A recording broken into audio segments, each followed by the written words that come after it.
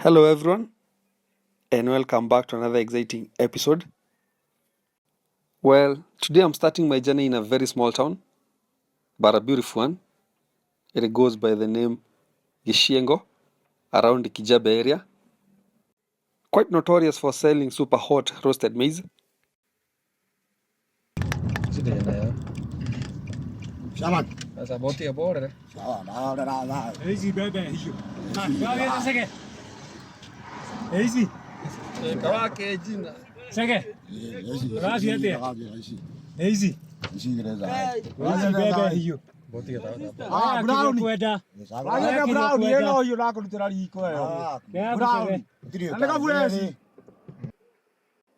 Well, I just bought myself a roasted maize, one for the road, but trust me, it is quite hot.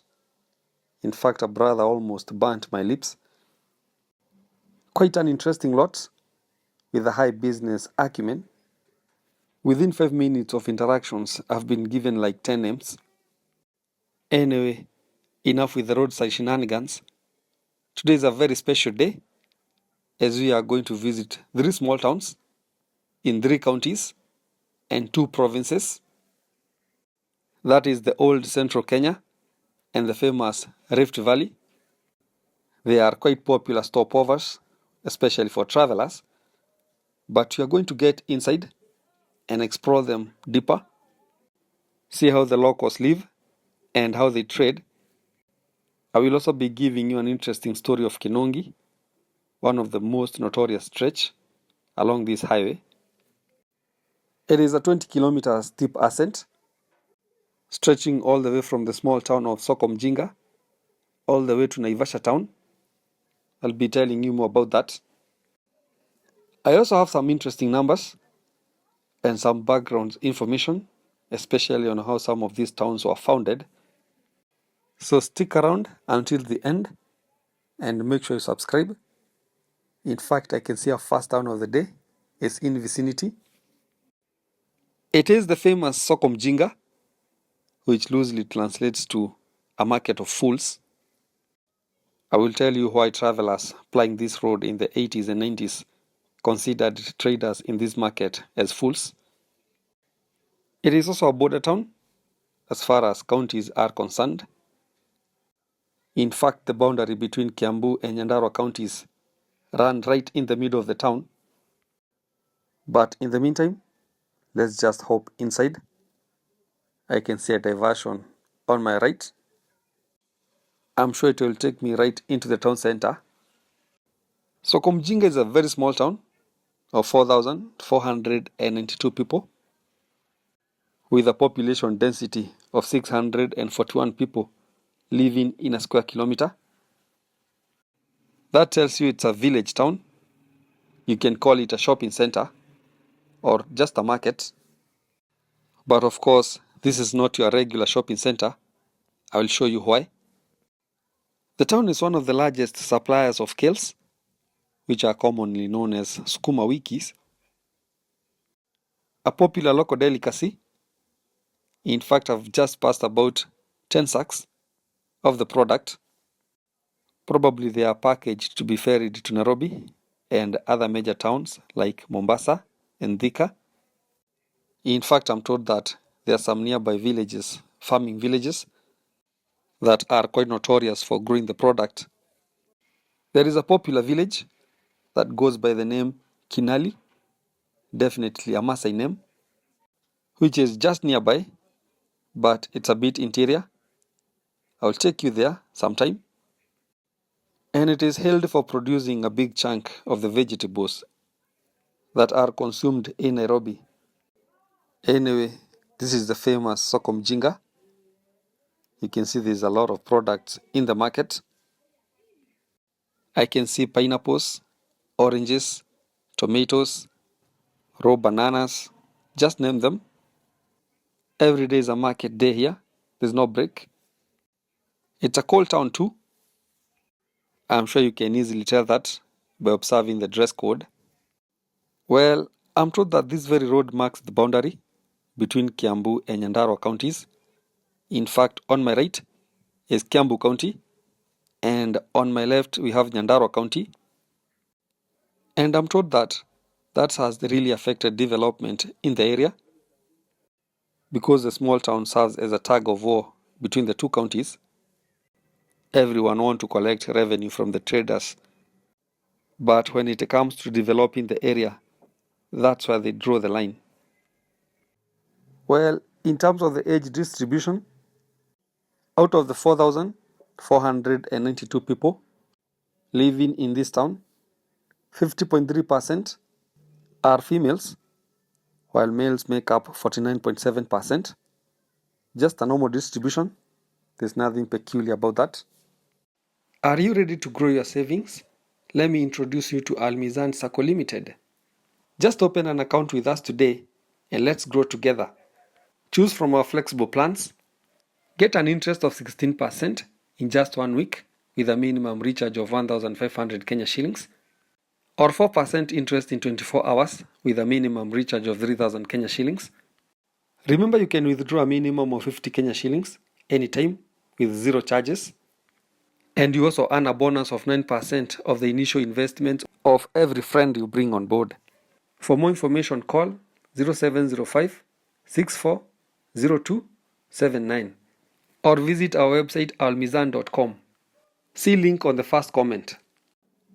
Established in 1983 by 20 women, traders of course, you can see that 42 years later, nothing has changed much. In fact, I read an article by The Standard, which is one of the leading newspapers in the country, and it was titled The Clever Women of Soko Mjinga Market, and the author was highlighting how the market got its name. History goes that since the market's inception in 1980s, traders have been selling their products for ridiculous low prices, which most travelers passing by on the highway could not understand why. And so they ended up calling the market Soko Mjinga, or a fool's market. For instance, you can get a small bucket full of snow peas for about 300 Kenya shillings, a bucket full of potatoes for 400 Kenya shillings, which is ridiculously cheap, especially when compared to the other parts of the country, especially in the major cities. And the fact that these passerbys live in the cities, especially Nairobi and Mombasa, which are quite notorious for the high cost of living. Most of them developed this notion that these traders are fools who have just decided to give away their hard cultivated produce almost for free to passerbys, which of course is not the case. And as you can see, the town is next to the forest and the area receives quite a generous amount of rainfall. In fact, I'm told it rains almost every day here, and that translates to a lot of farm produce in the area, which further leads to the low prices. There is also another version of how the small town got its name, Mjinga or Soko Mjinga, and that is in reference to how the traders mob the motorist. Well, I'm sure if you have ever passed by this market, you must have noticed that if you dare to stop over, whether you are traveling in a matatu or in private means, within 2 seconds of you stopping, a bunch of traders, say 10 or 15, will be all over you with different products, shouting different names and prices, to a point of getting confused on what to say or what to buy. Well, a good number of them will be swinging these products under your nose. You can imagine hot maize, fruits. Others are selling cabbages, potatoes, and they are all begging you to buy. And so some angry travelers will be like, "You fools, get your maize out of my mouth." And the phrase Soko Mjinga was born. Well, you can imagine a situation where you don't have any coin on you. You are very hungry, and the vendor is just touching your mouth with a perfectly roasted maize. You know the sweet aroma of a well roasted maize in a cold day. In fact, I'm told that Some hungry travelers have gone ahead to take a bite without an apology. Anyway, I have just passed the new Soko Mjinga Market. It was on my right, built by the Nakuru County. I'm told it was completed around 2015. It was just an initiative to get the traders out of the road. I'm told that accidents are quite rampant in the old Soko Mjinga Market, as the traders chase down vehicles just to get customers. It is survival for the fittest. Some end up being hit by speeding motorists. Well, the road branching off on my left goes all the way to Kinungi. In fact, it is the entry point to Nakuru County. The road can also take you straight to Thika town through the forest, of course. Some nice adventure. Anyway, I'm sure you have started to notice the change in gradient. We are approaching the famous Kinungi hill. It is a great ascent from here all the way to Naivasha town, almost 30 kilometers. You can see the oncoming track is on a climbing lane. There is also an escarpment on my left, some sort of a depression. You can see the great Rift Valley down there. In fact, if you have some sharp eyes, you can see the beautiful Lake Naivasha down there, somewhere on the background. Trust me, if it was on a clear morning, you could be seeing the entire lake. So basically, the steep ascent or descent, depending on the direction you are moving, is not a hill per se, but an escarpment. And so basically, you are just moving from the highlands to the floor of the Great Rift Valley via the escarpment. Remember, this is the Great North Road, a major highway coming all the way from South Africa to Egypt. It also serves a good percentage of Kenyans, Luyas, Luos, Kalenjins, Turkanas, Kikuyus, Samburus. All uses this road when going up country. The list is endless. Let me slow down a little bit so that we can capture the boundary between Nakuru and Nakuru counties. This post marks the boundary between the two counties. I hope you managed to read something. Basically, the post was welcoming you officially to Nakuru County. There were also greetings written in two languages, that is Kikuyu and Kalenjin. Probably the two major tribes in Nakuru County as far as numbers are concerned. I'm not quite sure about that, or why they chose to write in the two languages. But all in all, welcome to Nakuru County. Well, I'm approaching a very small town here. Most travelers confuse it for Kinungi, but that is not the case. It goes by the name Ihendu, a Kikuyu name, for a wild banana that has seed inside. I don't know whether you have seen it. Probably there were plenty of them back then around this place. You can just tell us on the comment section down below whether you have seen this type of banana and how do you call it in your local dialect. I'm sure most of the old-timers who grew up in the villages know them. Just write to us and we'll appreciate. Anyway, we are approaching our town of the day, and that is Kinungi Shopping Center. I'm sure most of you have been just passing by here, never bothered to look inside. But this is the day. We are going to get right inside, drive around, visit the market, see the surroundings. Trust me, it is not a small town. In the meantime, make sure you subscribe to our YouTube channel. This is Village to Town TV. It is absolutely free.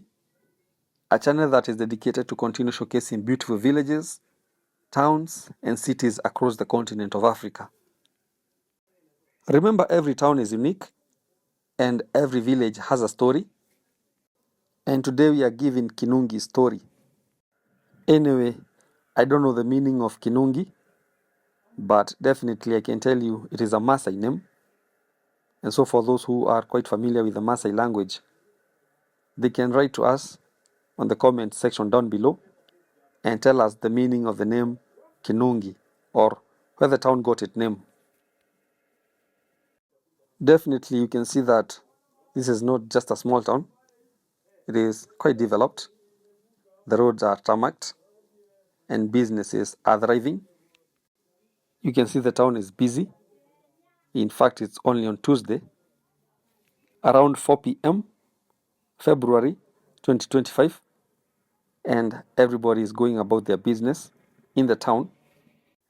It also seems like a cold town too, just like the first town we just visited, Soko Mjinga, although Soko Mjinga was extreme. Let me share the map real quick so that you can know where Mr. Lone Traveler is at, the exact point of Kinungi. I'm sure you can see the red line. That is the highway.